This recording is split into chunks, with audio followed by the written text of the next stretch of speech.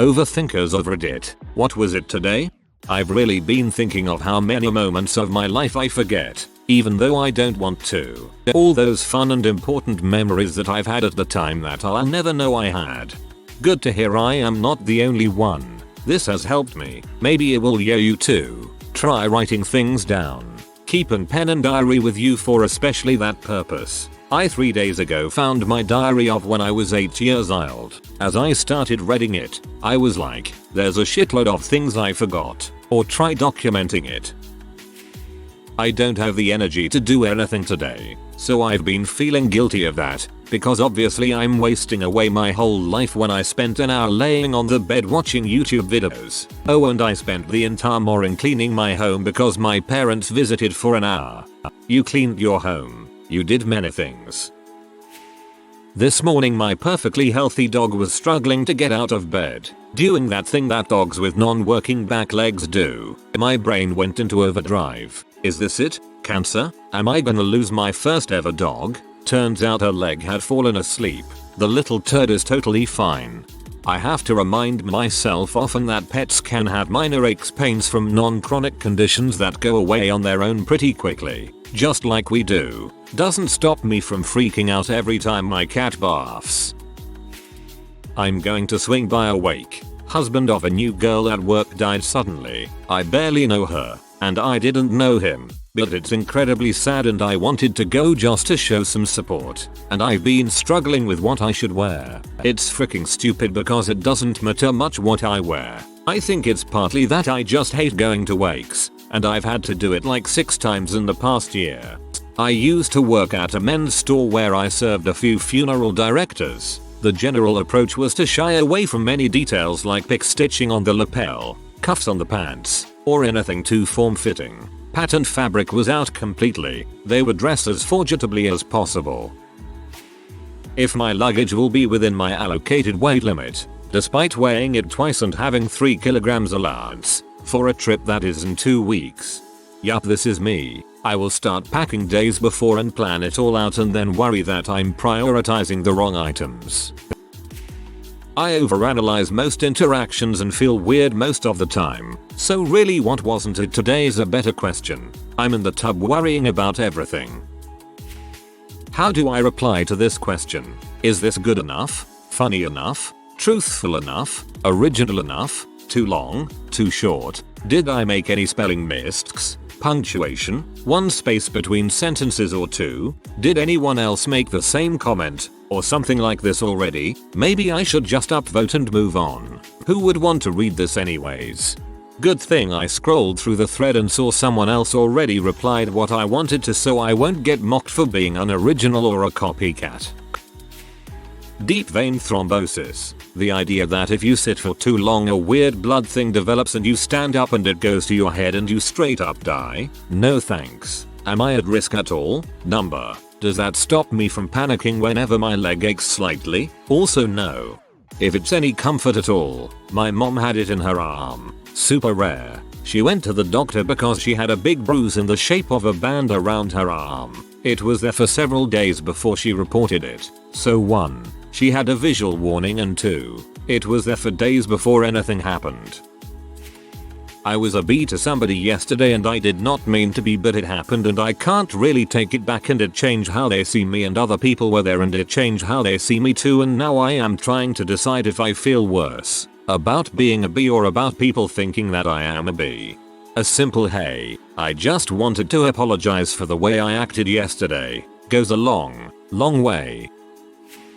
I overthought texting my landlord to ask about his pet policy for months because I got it in my head that he might feel I'm trying to force him into letting me bring a pet in. He's a super nice guy. Anyway, I finally just bit the bullet and texted him.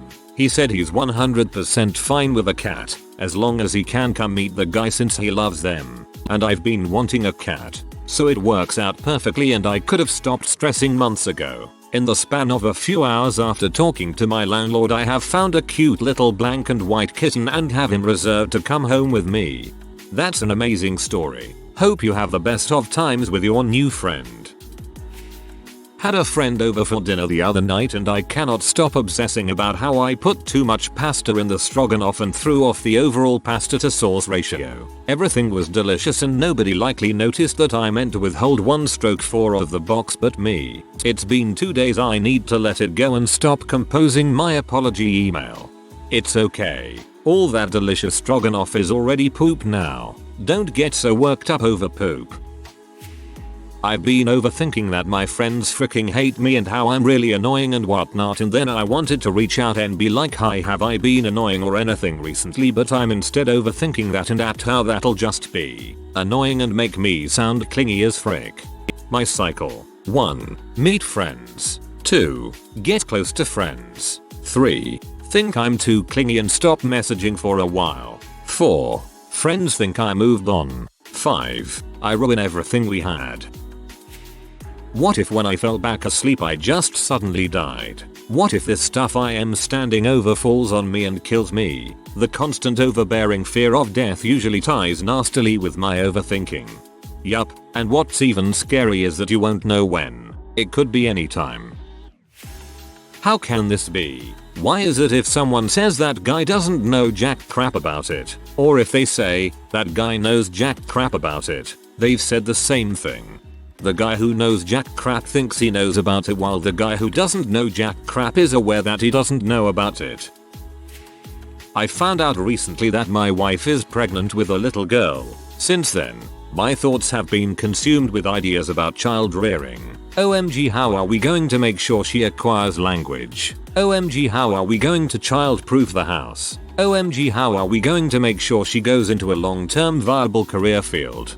If you talk to her like a whole lot, you'll definitely accomplish having her acquire language.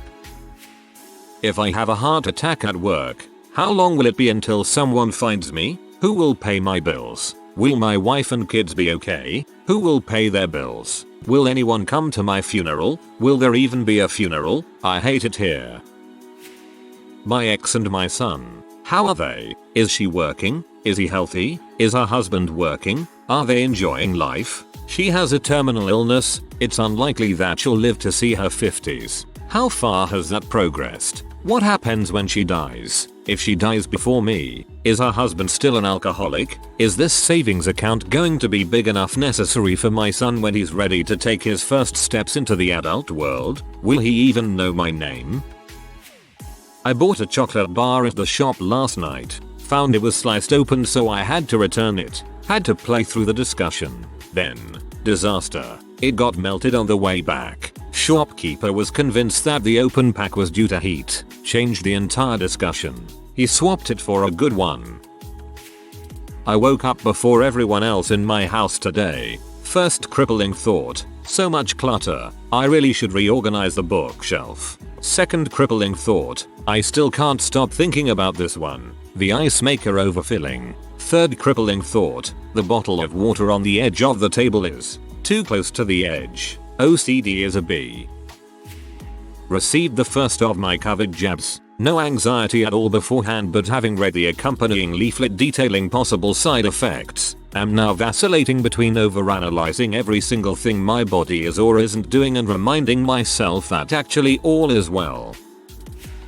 Saw a guy at the supermarket and he looked extremely familiar. Spent 2 to 5 minutes staring into the void, aka the kinda surprise stand, while trying to figure out where I could have met him before and how different genes combinations may result in the expression of a same phenotype.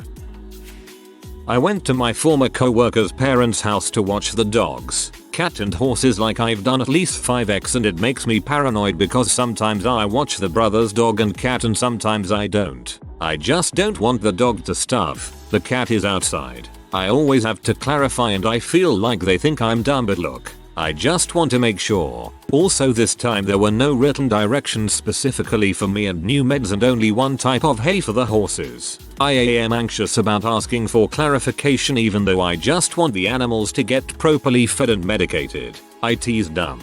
It is reasonable to want to be certain of the totality of all animals to be cared for, and it is silly for them to just assume you would somehow know when the number changes. Good for you for being thorough. Same old. Parenting. Did I give all 3 fair attention today? Was I too grumpy? Am I doing enough? Are they going to grow up and be happy? As a former child, I can say you will never give equal attention, and the phrase "this is a boring argument" comes in handy. That's the way it is a bull's concept. It implies that things have reached a steady state. Things have become stable, and it's going to stay that way. Not true. The natural state of the universe is not stability. Nothing would exist if the universe was completely stable. The heat death of the universe isn't going to come about because everything is going to stay the same. Everything has to change to reach that ultimate state of equilibrium.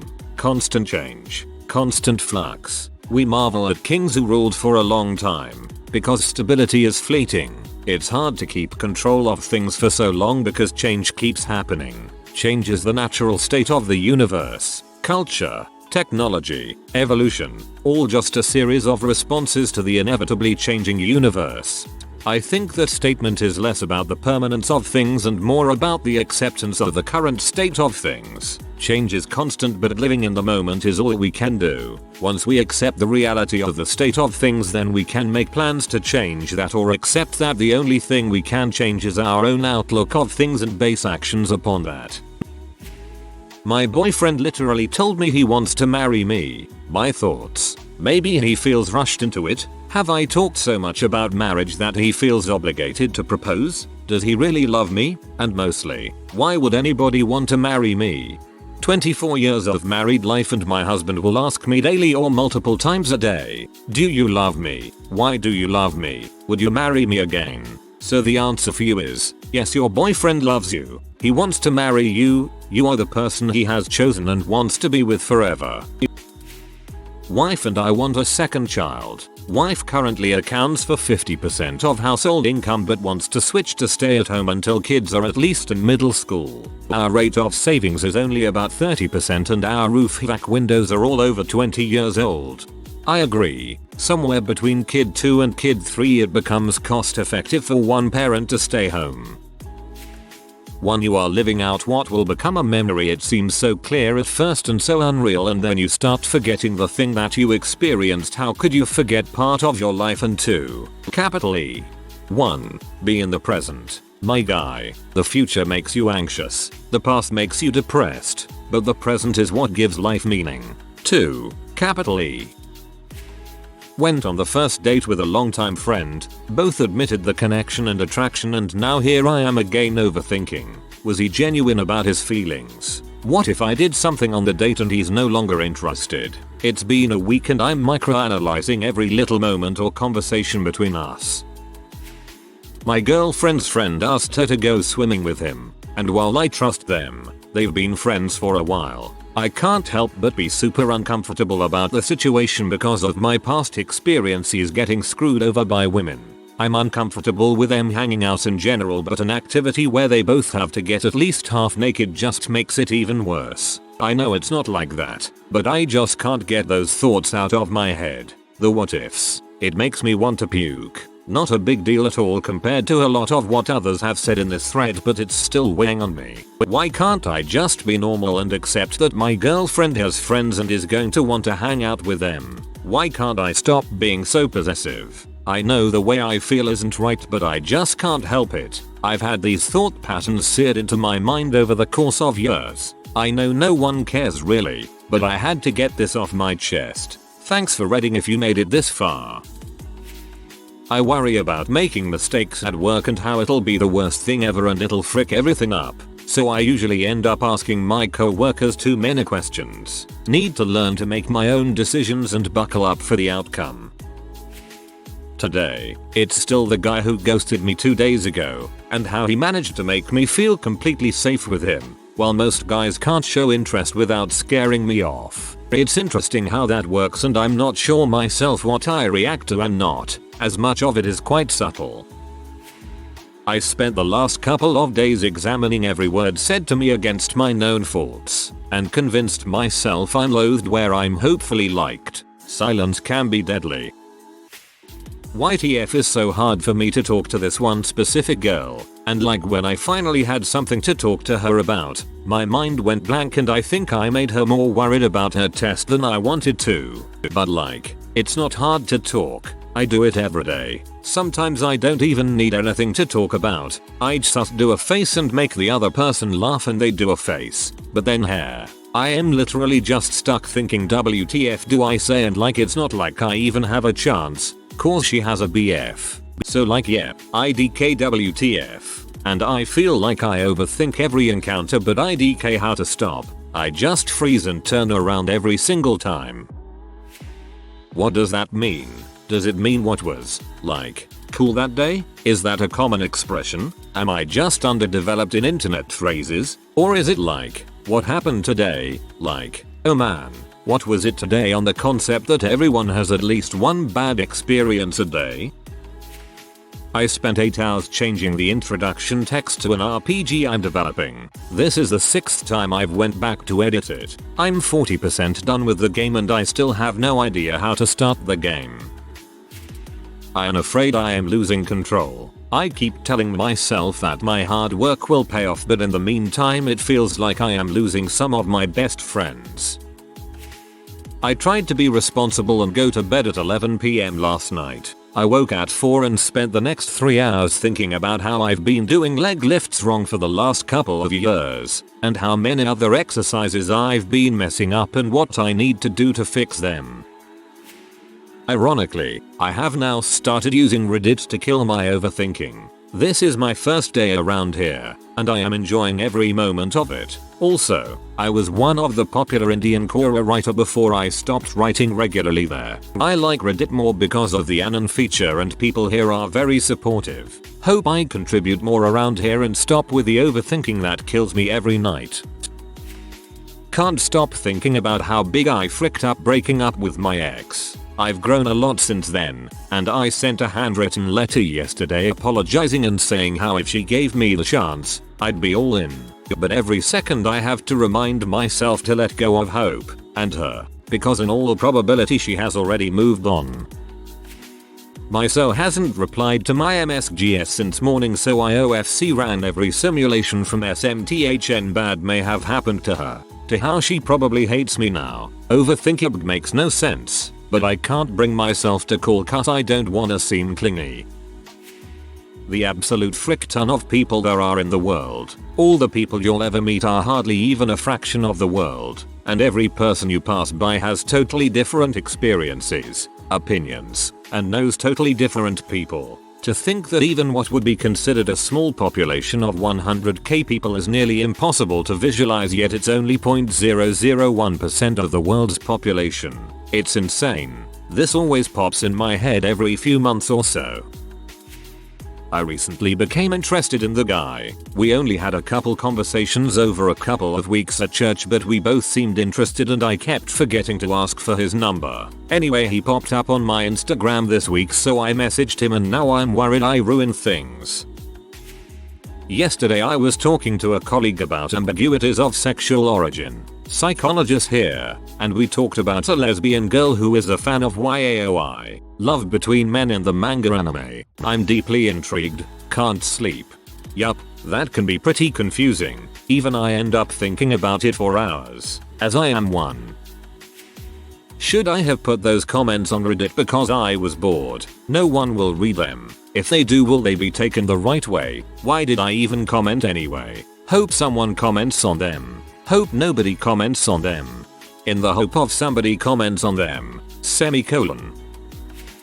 My brother-in-law's wife is very obsessed with babies in a very unhealthy way. My wife's preggo with twins. She has basically latched onto her. Mine would be how to kindly tell her to leave us the frick alone.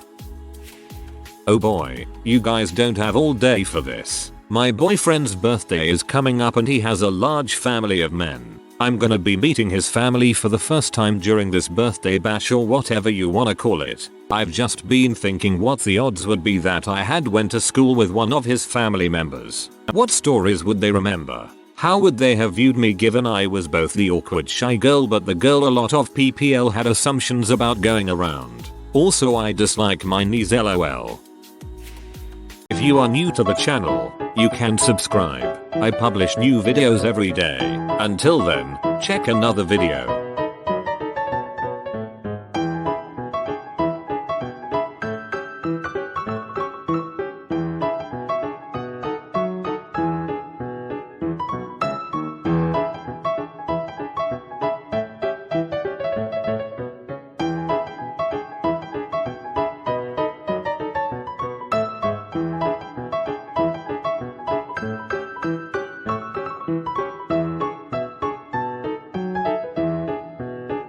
Bye for now.